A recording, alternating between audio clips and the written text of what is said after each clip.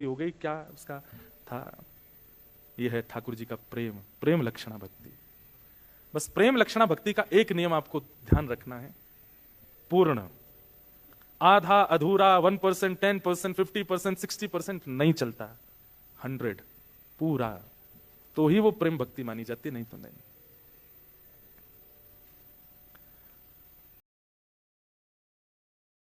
भारत में, दक्षिण भारत में, साउथ इंडिया में, तो एक बार बहुत सारे संतों की टोली जा रही थी, हरि नाम संकीर्तन करते हुए जा रहे थे।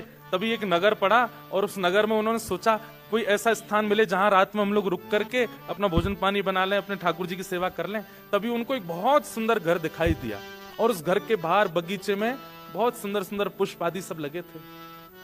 तो प्राचीन भारत में अगर संत महात्मा ऐसे चलते फिरते गांव में कहीं रुक जाएं किसी के घर के बाहर, तो कोई रोकता नहीं था, बल्कि घर वाले सेवा और करते थे कि संत आए हैं भैया।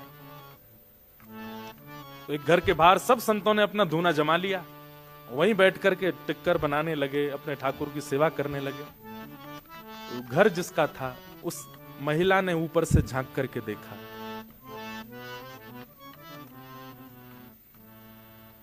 उसके नेत्र सजल हो गए कि आज मेरे द्वार पर संत आए हैं, मैं कुछ सेवा करूं। निकल करके बाहर आई, संतों को प्रणाम करने लगी। महाराज जी, आपको कोई जरूरत हो, कोई पात्र चाहिए हो, कुछ भी सामग्री मुझे आज्ञा करें। तो संतों ने कहा कि भाई देखो, ऐसे तो सेवा करते हैं, चलो तुम एक काम करो, सबके लिए कुछ पात्र ले आओ, कुछ दोने ले आओ, कुछ ऐसे। तो उसके घर से जो जो सेवा हो सकती थी वो लेकर के आने लगी, सबको देने लगी। नमक कम पड़ गया तो नमक मंगा लिया। संत बना अपने आप ही रहे थे, बस वो सेवा कर रही थी। रात भर संतों का सत्संग चला, बैठ करके सुनती रही। सुबह सब संत बोले अब हम जाएंगे, अब हमारा समय आगे बढ़ना है। तो दौड़ करके गए और दौड़ करके जाके उसने सुंदर एक दक्षिणा देते हैं ना महापुरुषों को, सुंदर बहुत अद्भुत कुछ दक्षिणा और कुछ सामग्रियां लाई और ला करके संतों के सन्मुख पधरा दिया। अब तो नहीं होता ऐसा, पर प्राचीन काल में संतों का ऐसा नियम होता था कि वे दक्षिणा देने वाले से पूछते जरूर थे, ये दक्षिणा कमाने का जरिया क्या है तुम्हारा? ये जो धन हमको दे रहे हो ये आता कैसे है? तुम्हारा काम क्या है, व्यापार क्या है, करते क्या हो? अब तो दक्षिणा देखते ही धल लेते हैं।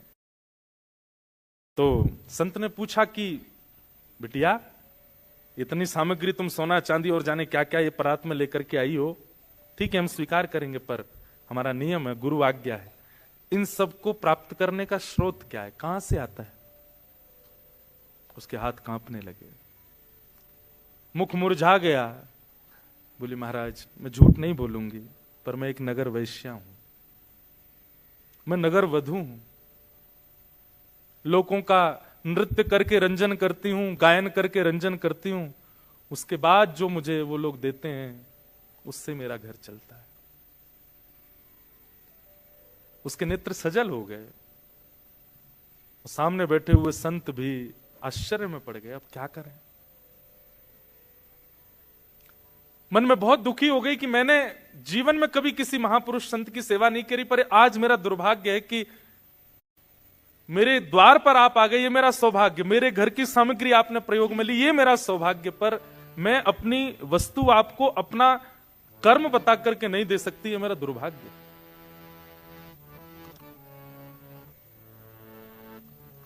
संतों ने मुंह फेर लिया, धीमे से सामग्री उठाने लगे, हाथ कांप रहे हैं, क्या करूं।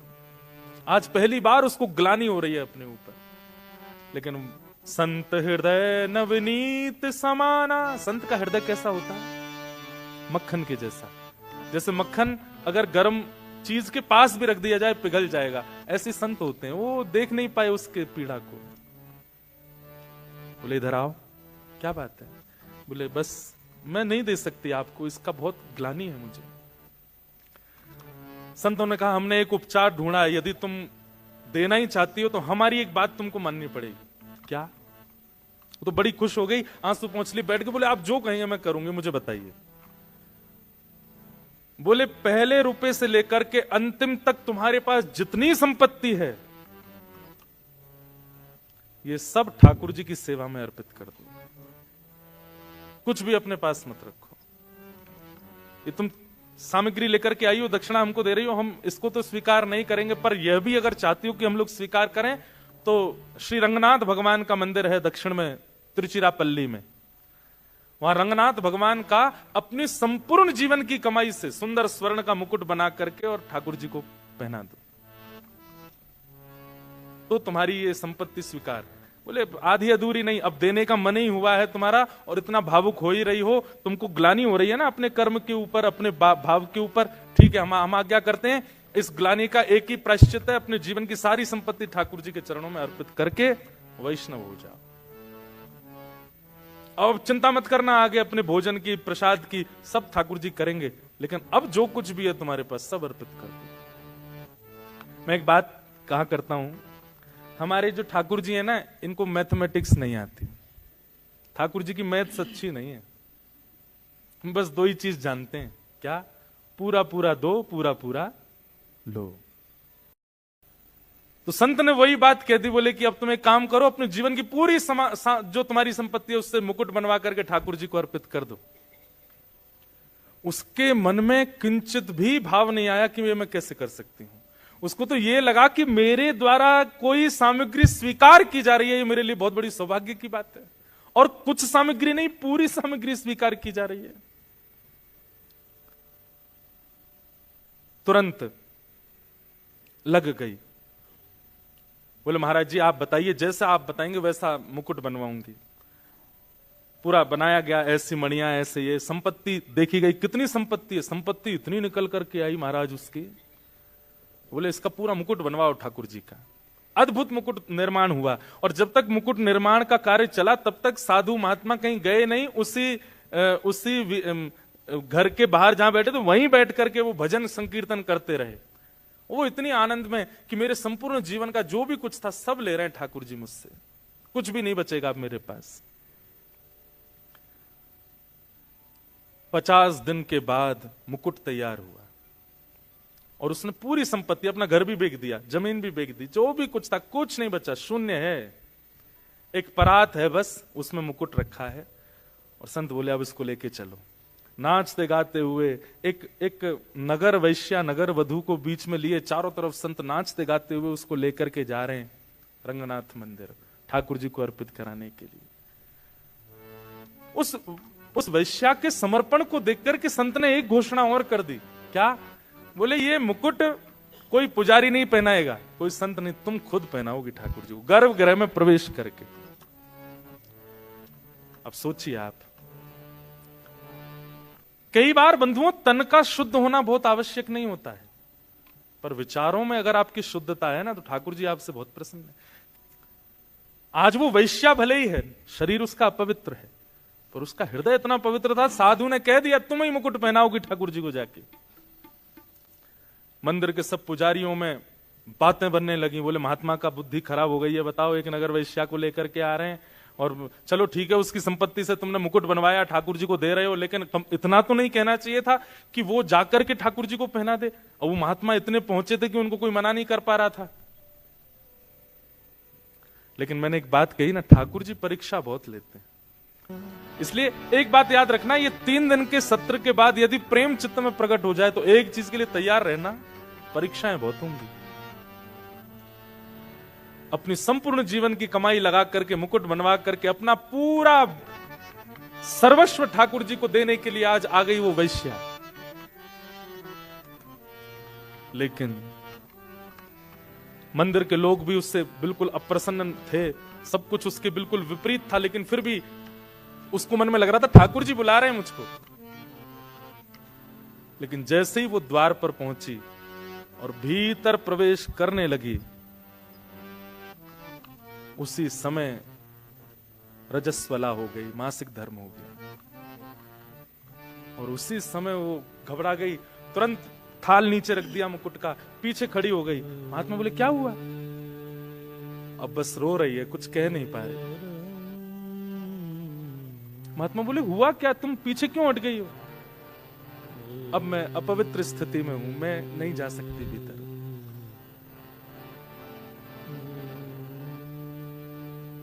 उस समय महात्मा बोले इसका भाग्य कितना दुर्भाग्य है। पूरा जीवन नगर वैश्या बनकर के रही, जो धन कमाया उसमें से संतों को देने का प्रयास किया तो हम ले नहीं सकते। दूसरा निधान निकाला कि कुछ भी ना रखे, सब कुछ ठाकुर जी को दे दे। सब प्रकार का प्रयास कर लिया, इसको ले जाकर के भीतर मंदिर में मुकुट पहनाने तक का अधिकार मिल गया था। लेकिन ये कैसा दुर्भाग्य है। निश्चित ही अपने पूर्व काल में, पूर्व जन्म में पता नहीं क्या ऐसा अपराध बन गया इससे, ठाकुर जी इसको स्वीकार नहीं कर रहे हैं।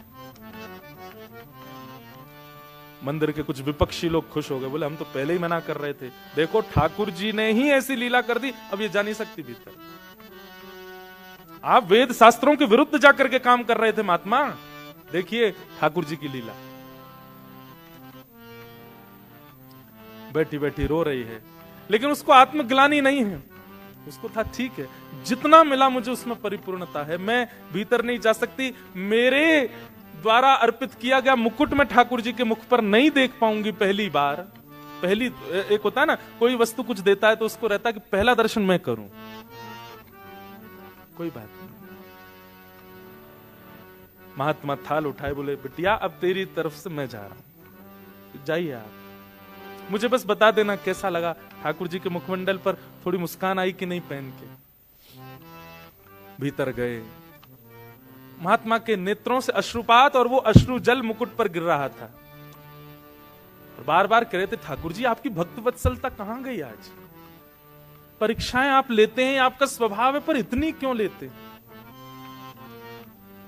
जैसे भीतर प्रवेश किया, श्रीमन नारायण भगवान के सन्मुख उसको रखा गया। मुकुट की पूजा अर्चना जैसे हुई, और अर्चना करने के बाद पूर्व का मुकुट उतार करके और द्वितीय नया मुकुट धारण कराने की परिस्थिति, जैसे ही मुकुट उठाने का प्रयास किया, खुद ही उठा के लाए महात्मा जी बाहर से। वो इतना भारी हो गया उनसे उठे ही नहीं। दो, तीन, चार वैष्णव लगे हैं उस मुकुट को उठाने में, लेकिन वो इतना भार धारण कर चुका है किसी से हिल भी नहीं पाया। महात्मा बोले भगवान मैं तो अभी उठा के लाया हूं, वो पूरे नगर कीर्तन करते हुए वैश्या लाई, अब अचानक कैसा क्या हुआ, ये मुकुट इतना भारी? तभी देखा तो श्रीरंगनाथ भगवान के नेत्रों में अश्रुपात। महात्मा जी ने कहा तुरंत पर्दा लगाओ, कपाट बंद करो, ठाकुर जी से मुझे एकांत में कुछ चर्चा करनी है। कपाट बंद किए, तुरंत ठाकुर जी उठ करके बैठ गए, सहज हो गए। वो बोले जो मुकुट बना के लाया है उसी को भीतर लाओ,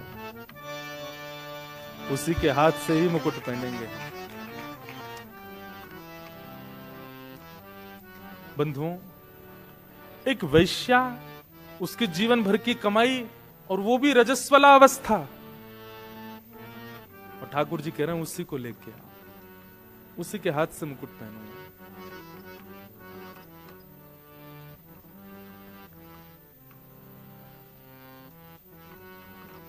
ठाकुर जी बहुत प्रेम करते हैं, बस कोई देने वाला हो वो प्रेम। महात्मा दौड़े दौड़े बाहर गए, और बाहर जाकर के देखा तो एक खंबे से सिर लगाए बैठी है, बस रो रही थी। महात्मा जाके बोले जल्दी उठ, बोले आप दूर रहिएगा, मेरी छाया भी ना पड़े आप पर। प्राचीन भारत में तो बहुत नियम होते थे। महात्मा बोले मैं छाया से बचूं, और जगत नियंता जगदाधार साक्षात तेरी प्रतीक्षा कर रहे हैं भीतर।